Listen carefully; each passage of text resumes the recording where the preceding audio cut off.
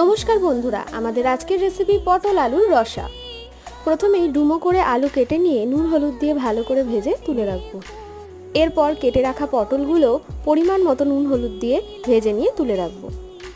এরপর ওই তেলেই জিরে, তেজপাতা, গোটা গরম মশলা ও শুকনো লঙ্কা ফোড়ন দিয়ে অল্প ভেজে পেঁয়াজ, আদা, রসুন ও কাজু দিয়ে আগে থেকে পেস্ট করে রাখা মশলাটা দিয়ে দেবো। এরপর টমেটো পেস্ট দিয়ে অল্প নাড়াচাড়া করে হলুদ গুঁড়ো, লঙ্কা গুঁড়ো, পরিমাণ মতো নুন ও অল্প একটু কাশ্মীরি রেড চিলি পাউডার এবং স্বাদ মতো চিনি দিয়ে আরও কিছুক্ষণ মশলাটা কষিয়ে নেব।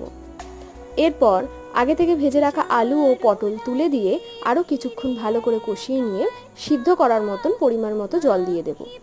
এরপর সবজিটা যখন ভালো মতো সিদ্ধ হয়ে যাবে তখন কাসুরি মেথি, ঘি ও গরম মশলা দিয়ে নামিয়ে নেব। রেসিপিটি ভালো লাগলে লাইক